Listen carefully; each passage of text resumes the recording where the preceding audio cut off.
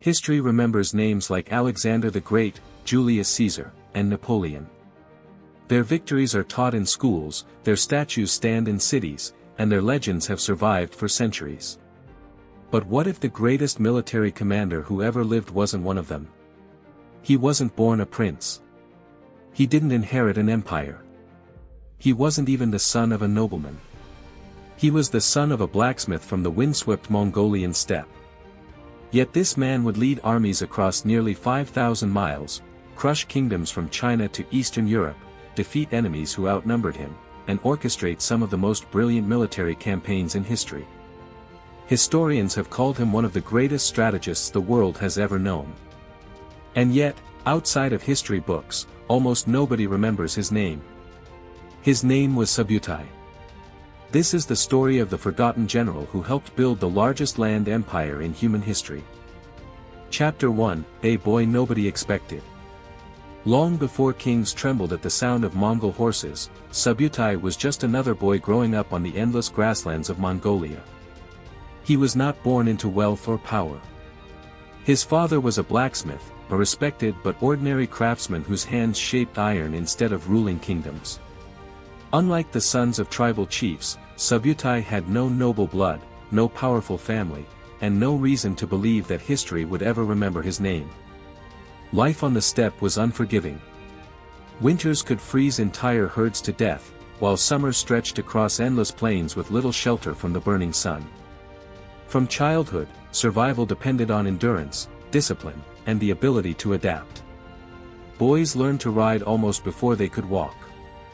They hunted with bows, tracked animals across open landscapes, and spent countless hours in the saddle. Every day was preparation for a world where weakness could mean death. But while many young warriors dreamed of becoming fearless fighters, Subutai possessed something far more dangerous. He was a thinker.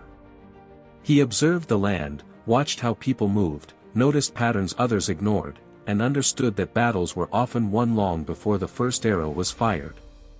Around the turn of the 13th century, a rising leader named Temujin was beginning to unite the scattered Mongol tribes. Most men joined him seeking glory, revenge, or wealth. Subutai sought something different, opportunity. Still in his teens, he left his family and entered Temujin's service, offering complete loyalty to a leader who had not yet become the legendary Genghis Khan. It was an unlikely meeting. One was a tribal ruler struggling to unite a fractured people. The other was the son of a blacksmith with no title, no fortune, and no reputation. Neither could have imagined that together they would reshape the map of the known world. But before Subutai could become the greatest general of the Mongol Empire, he first had to prove that his greatest weapon was not his sword. It was his mind. Chapter 2, The Rise of a Military Genius. Subutai's rise through the Mongol ranks was unlike anything the medieval world had ever seen. In most kingdoms, great commanders were born into noble families. Generals inherited their positions through bloodlines, wealth, or political influence. Talent often came second. The Mongols were different. Genghis Khan cared little about noble birth. What mattered was loyalty, intelligence, and results. If a man proved himself on the battlefield, he could rise higher than any prince. Subutai quickly proved he was different. He wasn't the strongest warrior, nor the most celebrated duelist. Instead, he had an extraordinary ability to see the battlefield as a living puzzle. While others focused on the enemy standing directly in front of them, Subutai was already thinking several moves ahead. He studied rivers, mountain passes, weather, supply routes, and escape paths. To him, every landscape could become a weapon. His first campaigns revealed an unusual pattern. Wherever Subutai was involved, Mongol armies moved with astonishing speed. They crossed deserts that enemies believed were impassable, appeared where no army was expected, and vanished before defenders could organize a response. But speed alone wasn't enough. Subutai believed that information was just as valuable as soldiers. Long before an invasion began, Mongol scouts rode hundreds of miles into enemy territory. They counted troops, mapped roads, located bridges, studied rivers, and even gathered information about local politics. By the time the main army arrived, Subutai often knew the land better than the people defending it. His favorite weapon wasn't fear. It was surprise. Again and again, enemy commanders prepared for attacks from one direction, only to discover Mongol cavalry appearing behind them. Entire armies found themselves surrounded before they even realized the battle had begun. Genghis Khan recognized this brilliance almost immediately. He entrusted Subutai with increasingly difficult missions, knowing he could solve problems that seemed impossible. Soon, the young son of a blacksmith was no longer following orders, he was helping shape the military strategy of the fastest-growing empire on earth. Yet his greatest challenge was still ahead. Beyond the vast Mongolian steppe lay kingdoms unlike anything the Mongols had ever faced, powerful nations protected by mountains, forests, mighty rivers, and Europe's finest knights. Most believed the Mongol advance would finally come to an end. Subutai had other plans. Chapter 3, The Impossible Campaign. By the late 1230s, the Mongol Empire stretched farther than any empire in history had before. Most rulers would have been satisfied. Subutai was not. He proposed something that sounded impossible even to experienced Mongol commanders. Instead of defending the empire's enormous borders, he wanted to carry the war thousands of miles farther west, into lands few Mongols had ever seen. Beyond the endless steppe lay dense forests, towering mountains, frozen rivers, and powerful European kingdoms that believed distance alone would protect them. It was one of the most ambitious military campaigns ever attempted. The Mongol army crossed the vast plains of modern Kazakhstan, swept through the Russian principalities, and continued westward with astonishing speed. City after city fell. Those that resisted were destroyed. Those that surrendered were spared, sending a terrifying message ahead of the advancing army. But conquering territory was only part of Subutai's plan. His real objective was information. As his cavalry advanced, scouts spread out in every direction. They measured rivers, mapped mountain passes, questioned prisoners, and studied the politics of neighboring kingdoms. Subutai wanted to know not only where his enemies were, but whether they trusted one another, how quickly they could gather an army, and who would come to each other's aid. The deeper the Mongols rode into Europe, the more divided their enemies became. Poland prepared for invasion. Hungary gathered its forces. The princes of Eastern Europe struggled to cooperate. Each kingdom believed it would face the Mongols alone. That was exactly what Subutai wanted. Instead of attacking with one massive army, he divided his forces into several independent columns. Hundreds of miles apart, they marched through different regions at the same time, confusing every ruler who tried to predict their next move. To European commanders, it seemed impossible. Reports arrived from every direction. The Mongols are in Poland. No, they are marching toward Hungary. They've crossed the mountains. They're behind us. No one knew where the main army was, or where it would strike next. What looked like chaos was, in reality, one of the most carefully coordinated campaigns in military history. And then, in the spring of 1241, Subutai revealed his true objective. On the banks of the Sejo River, the Kingdom of Hungary assembled one of the largest armies Europe could field.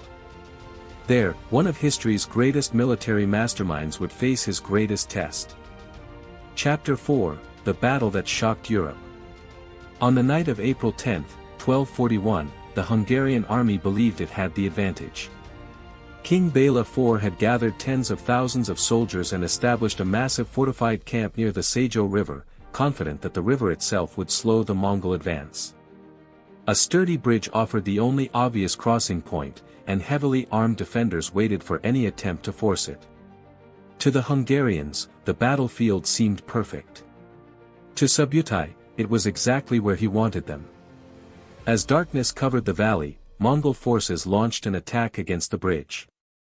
The fighting was fierce, and for a moment it appeared the Hungarians had succeeded in stopping the assault. Arrows filled the air, and Mongol warriors were pushed back from the crossing. Many European commanders would have accepted defeat and tried again the next day. Subutai had never intended for this attack to be the real one. While the defenders focused on the bridge, another Mongol force quietly moved downstream. Under the cover of darkness, engineers built a temporary bridge across the river, allowing thousands of cavalry to cross where no one expected them. By dawn, the Hungarian army faced a nightmare.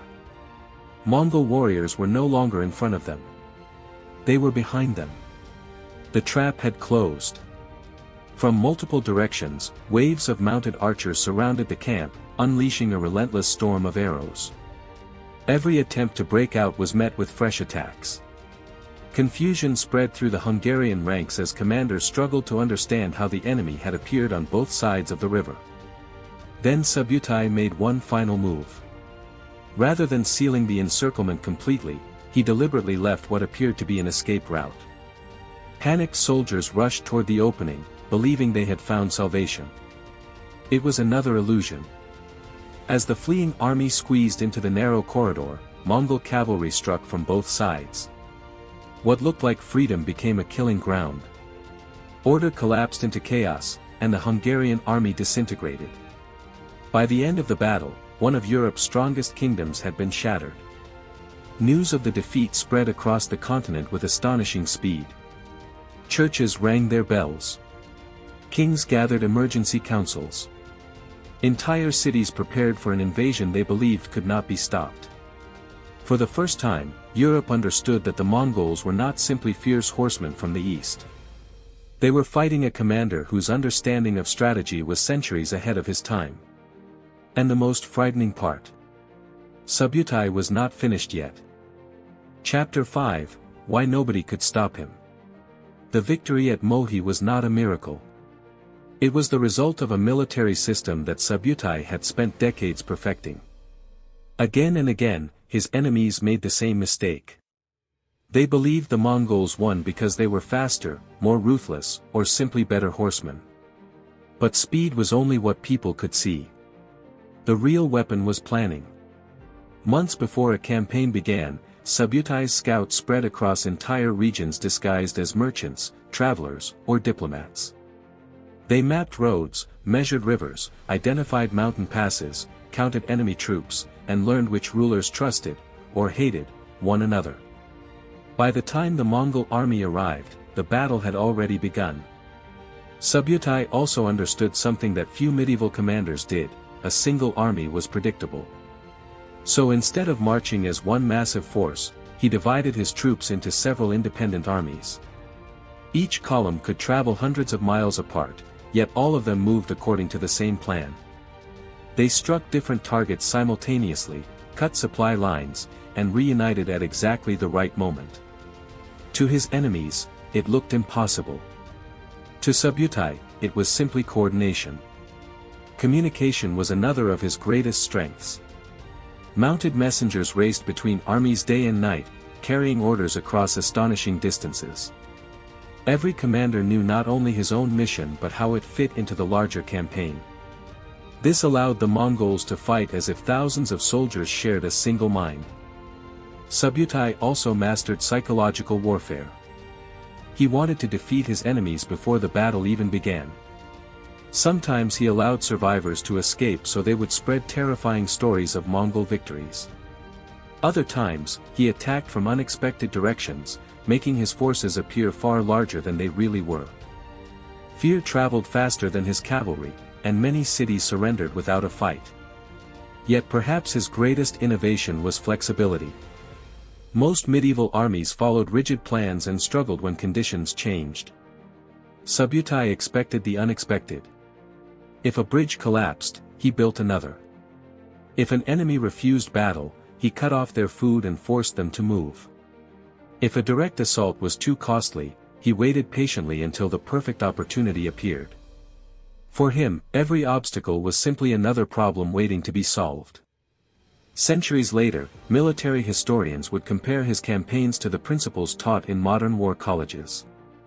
Intelligence, mobility, coordination, deception, logistics, and psychological pressure, all were central to the way Subutai fought. He was not merely winning battles. He was changing the art of war itself. Yet despite all his victories, there is one question that still puzzles historians today. How could a man this brilliant become almost forgotten by history? Chapter 6, The General History Forgot. When people speak about the Mongol Empire, one name almost always comes first. Genghis Khan. He was the empire's founder, the man who united the Mongol tribes and created the largest contiguous empire in human history. His name became legendary, and for good reason. But empires are not built by one man alone.